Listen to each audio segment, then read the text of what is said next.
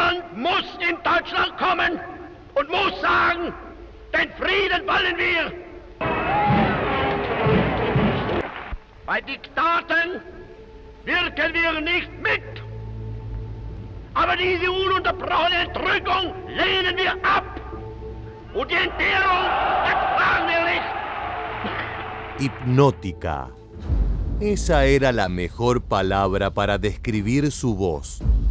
Solo necesitó adornarla con la imagen construida por la propaganda nazi de una persona refinada, culta y con buen gusto.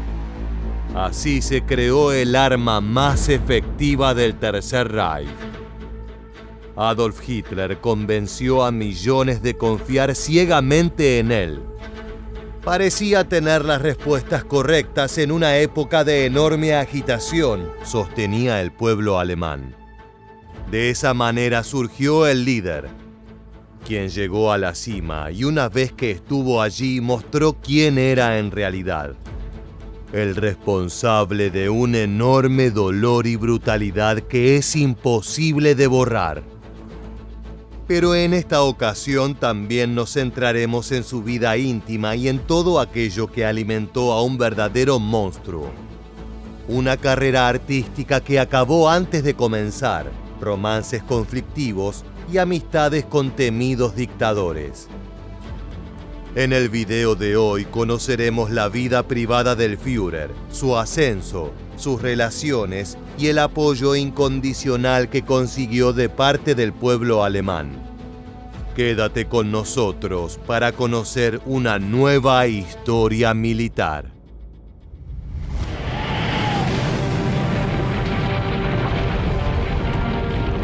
I do not play at war. I shall not allow myself to be ordered about by generals. With iron will, I shall determine the moment to attack. That is my mission. El mundo entero recuerda a Hitler por su papel relevante en la Segunda Guerra Mundial y el brutal Holocausto. Sin embargo, hubo varios momentos claves a lo largo de su vida que dieron forma a un personaje tan siniestro como inteligente.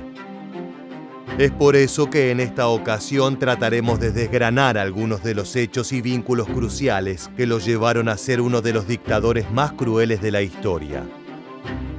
Adolf Hitler nació el 20 de abril de 1889 en Braunau am Inn, una pequeña ciudad en la frontera de Austria y Alemania.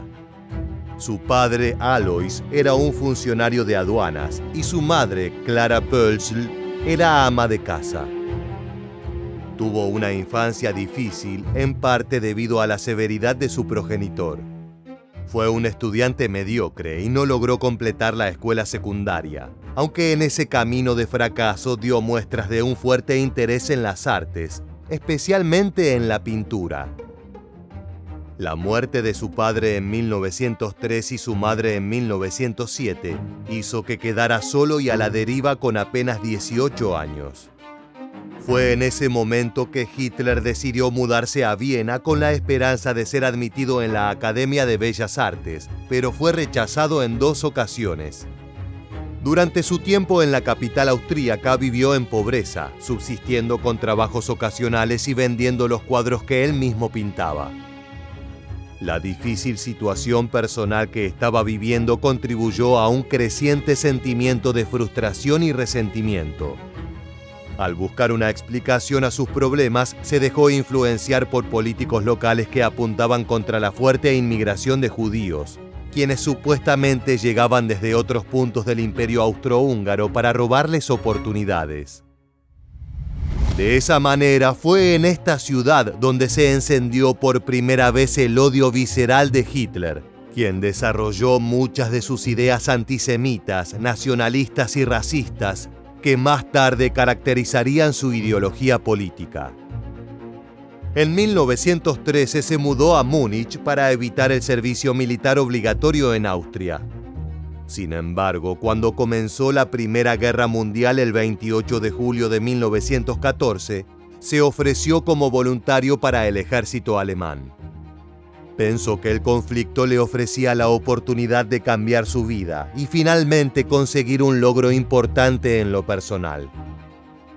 Sirvió como mensajero en el frente occidental, donde fue herido en combate.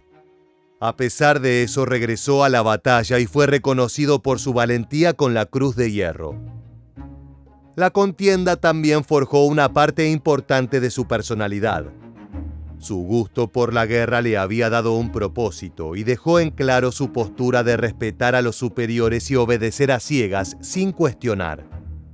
Eso lo hizo bastante impopular entre sus compañeros, quienes no lo toleraban porque mientras ellos maldecían el conflicto, Hitler lo adoraba. La derrota de Alemania en el conflicto y las condiciones impuestas por el Tratado de Versalles tuvieron un profundo impacto en Hitler. El acuerdo se firmó el 28 de junio de 1919 y no solo redujo el territorio del país perdedor, sino que aplicó multas monetarias y provocó su desmilitarización. Eso aumentó el resentimiento hacia los judíos, a quienes culpaban de la caída y los problemas de la nación. Después de la contienda, Hitler se unió al espacio político de los obreros en Múnich, que más tarde se convirtió en el Partido Nacional Socialista de los Trabajadores Alemanes, también conocido como Partido Nazi. Rápidamente se convirtió en uno de sus principales oradores y líderes, utilizando su habilidad para hablar en público y su carisma para atraer a un número creciente de seguidores. The excitement of the moment gave vent to a rousing cry.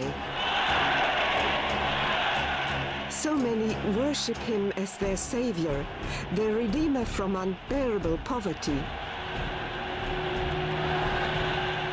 It is our task to make certain that the pages in German history that bear witness to our disintegration are torn in half. A principios de los años 20, Adolf Hitler también había ganado notoriedad fuera del partido por sus discursos polémicos, atacando el Tratado de Versalles y a grupos rivales. El 8 y 9 de noviembre de 1923, confiado en el apoyo que estaba logrando, intentó un golpe de Estado conocido como el Putsch de Múnich. Sin embargo, el plan falló, por lo cual fue arrestado y condenado a prisión.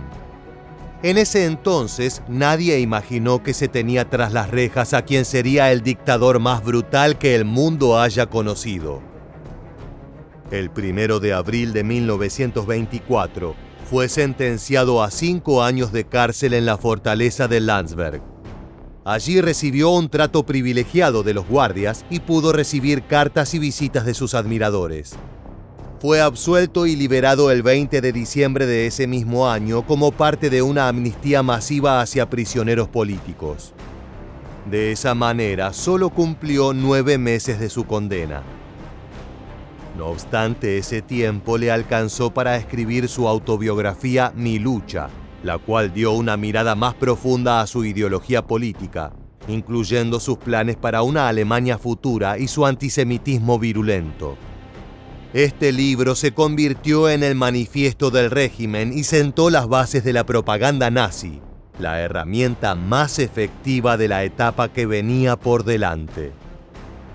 Tras el fracasado golpe de Estado, Hitler llegó a la conclusión de que la mejor manera de alcanzar el poder era a través de la vía parlamentaria. Y para lograr ese objetivo, la publicidad iba a ser un arma fundamental.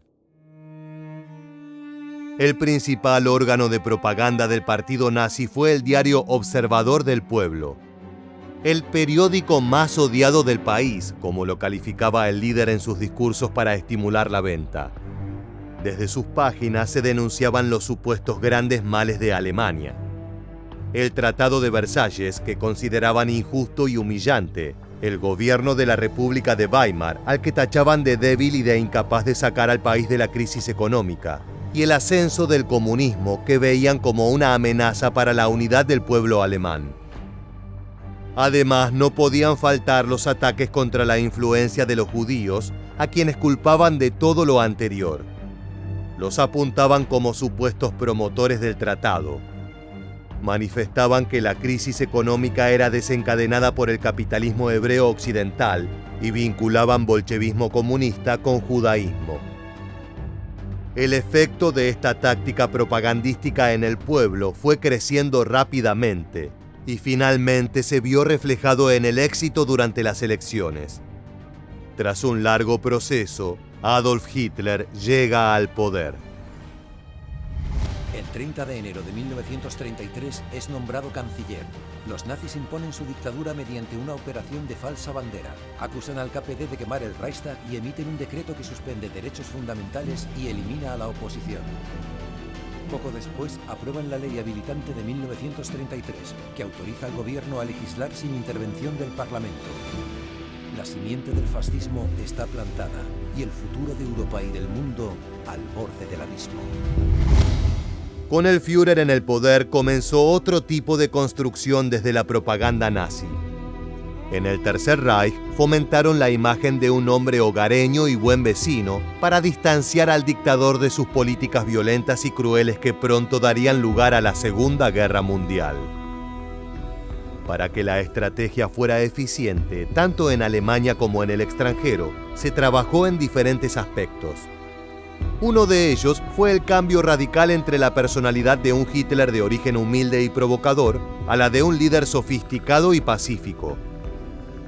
Los nazis habían elaborado una suerte de mito sobre Hitler como un joven pobre, acostumbrado a la carencia y con un cierto desdén por las comodidades. Este había sido un reflejo para muchos de sus seguidores que sufrían en la etapa posterior a la Primera Guerra Mundial.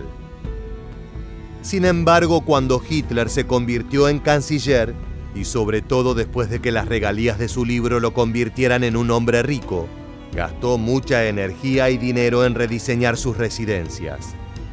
El edificio de gobierno en Berlín, su apartamento de Múnich y su casa de montaña conocida como Berghof. Esta renovación fue la oportunidad para confeccionar una imagen de líder diplomático, refinado y con buen gusto, suavizando su faceta de antisemita extremo y agitador de masas. La prensa volvió a ser clave. Existía un auge en relación a las celebridades, donde las personas comunes querían conocer cómo era la vida cotidiana de los ricos y famosos. En ese marco alimentaron una figura falsa de Hitler, donde solo se mostraban postales del líder en su casa de montaña, con paisajes naturales y momentos en los que aparecían niños jugando y sonriendo sobre el espléndido futuro que se les prometía. Toda la información que lanzaba la propaganda nazi surtía efecto, incluso en los seguidores más jóvenes que veían un futuro prometedor.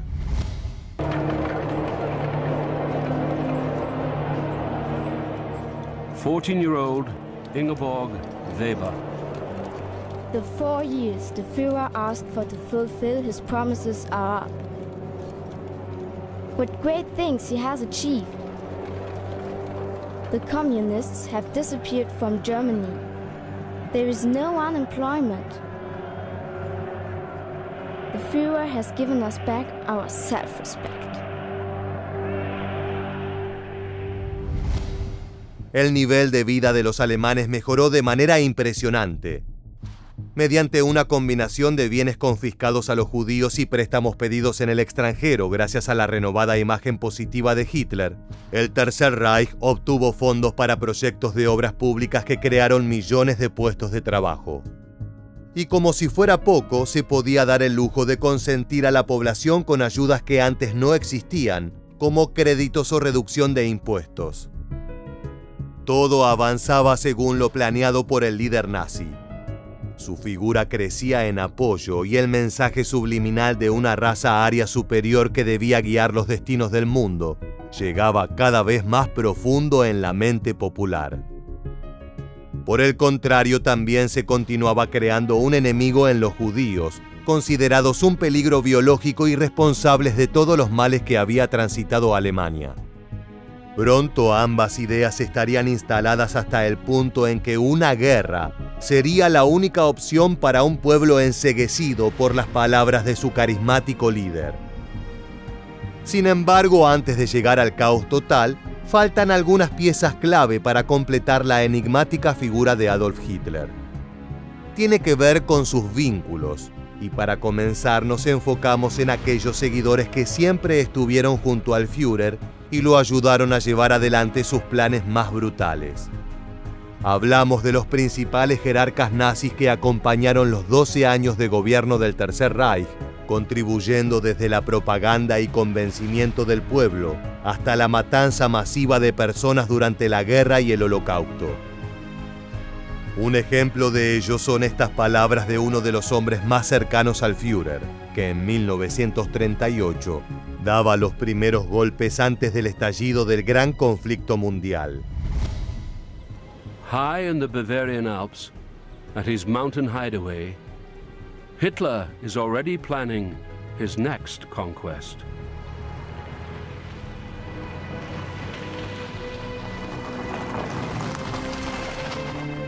The diary of Nazi propaganda chief Joseph Goebbels. Now comes Czechoslovakia. The Führer is wonderful, a true genius. Figuras como las de Joseph Goebbels fueron determinantes en el régimen del Tercer Reich. El ministro de propaganda no solo posicionó a Adolf Hitler como el salvador de Alemania para que el pueblo lo acompañe hasta las últimas consecuencias, sino que también siguió de cerca el impacto de cada acción nazi para fortalecer el discurso del Führer según las reacciones de las masas. En definitiva, fue un gran arquitecto del ascenso y toma de poder de uno de los dictadores más famosos de la historia. Pero además supo ser uno de los mayores seguidores de las brutales políticas de guerra de su líder y lo apoyó hasta el final. Hitler hopes that his destruction of Poland will serve as a warning to Britain and France. He makes them an offer of peace. When it is dismissed, he is enraged. Joseph Goebbels. The Führer believes England has to get a knockout blow. England's power is now simply a myth, not a reality any longer. Pese al pensamiento del funcionario nazi, las fuerzas aliadas se mostraron decididas a enfrentar cualquier tipo de amenaza que impusiera el violento régimen alemán. Varios países sufrieron, al igual que todos los enemigos del Tercer Reich, que fueron víctimas de las mayores atrocidades conocidas por la humanidad. Es tiempo de avanzar para seguir indagando en las relaciones más privadas de Adolf Hitler, y es aquí donde nos encontramos con una de las principales figuras femeninas del nazismo, Eva Braun. Su relación con el Führer comenzó en 1929, cuando ella solo tenía 17 años y se enamoró perdidamente del líder alemán, que ya era un hombre de 40 con una creciente carrera política.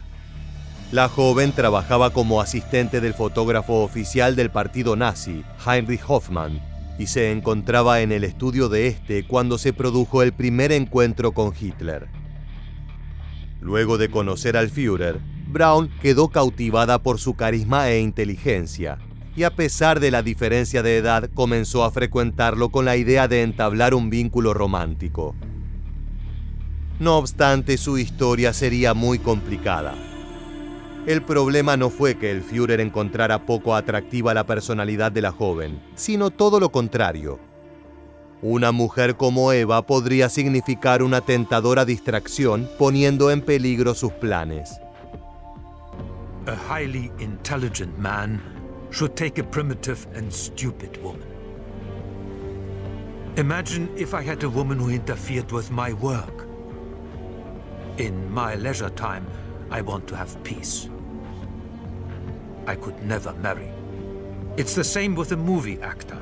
When he marries, he loses a certain something for the women who adore him.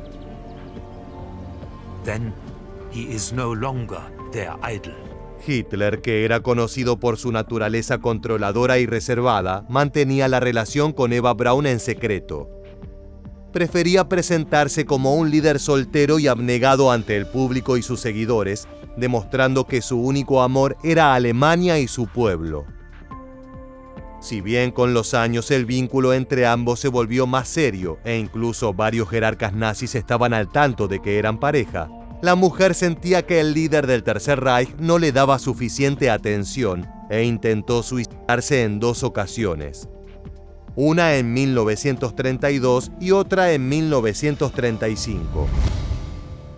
Ninguno de los episodios tuvo éxito, pero llamaron la atención del Führer, quien comenzó a pasar más tiempo con ella y a preocuparse por su bienestar.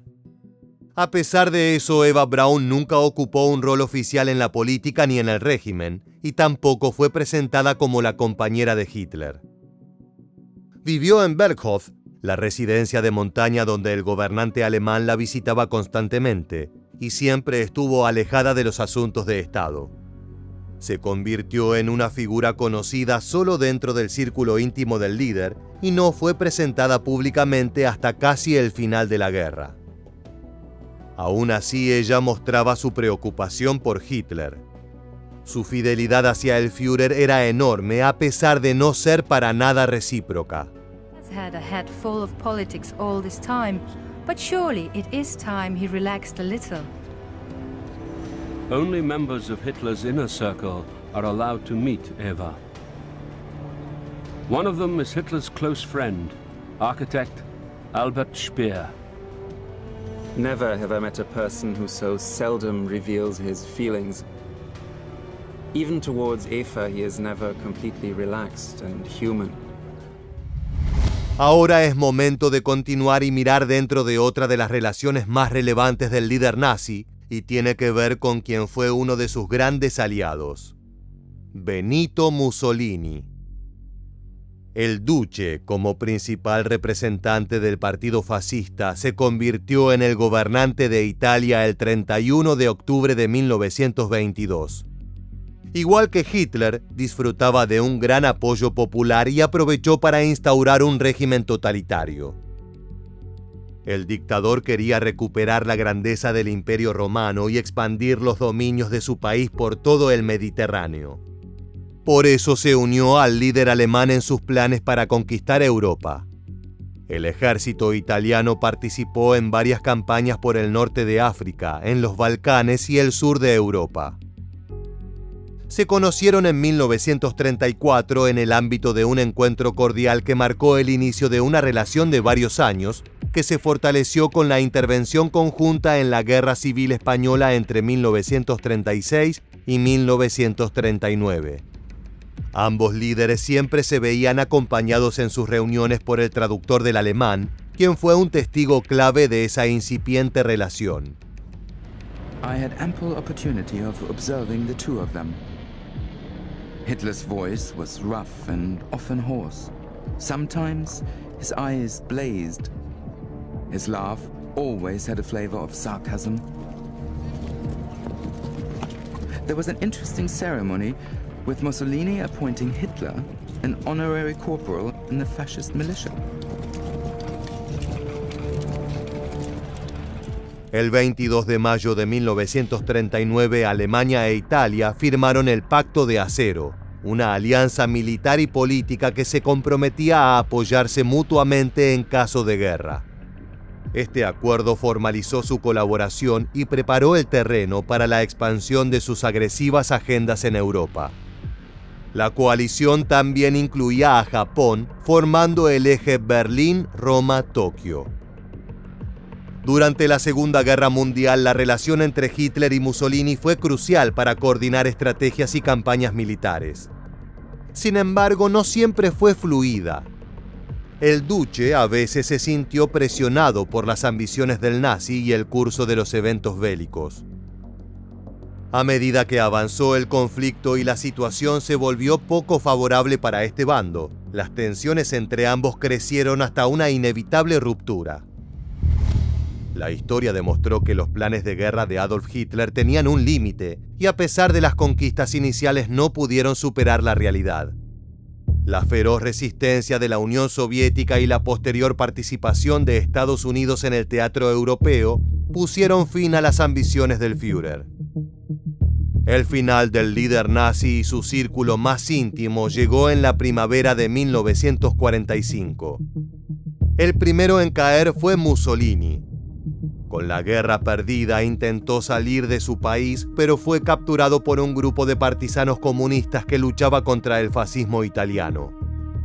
Ellos fueron los encargados de fusilarlo el 28 de abril de aquel año en Giulino di Mezzegra, una pequeña aldea al norte de Italia. Un día más tarde comenzó el último y trágico capítulo de la relación entre Hitler y Eva Braun. Con el Ejército Rojo avanzando por la ciudad de Berlín, la pareja contrajo matrimonio el 29 de abril en la Cancillería del Reich. Solo 24 horas después de la breve ceremonia, y para evitar ser atrapados por los soldados de la Unión Soviética, ambos se suicidaron. Un día después, el 1 de mayo de 1945, Joseph Goebbels, ante la inminente derrota alemana, tomó el mismo camino. Se suicidó junto a su esposa tras envenenar a sus 6 hijos. Tras 12 años de gobierno, el Tercer Reich dejó de existir, pero no sin haber logrado un enorme éxito en la construcción de un líder despiadado, que se presentó como el gran salvador y convenció a multitudes de apoyar la masacre de millones de personas. Ahora sí, luego de conocer los secretos del ascenso de Hitler y los vínculos más importantes que forjó en el camino, ha llegado el momento de despedirnos. Muchas gracias por habernos acompañado hasta el final. Te esperamos para volver a encontrarnos en nuestro próximo video de Historia Militar.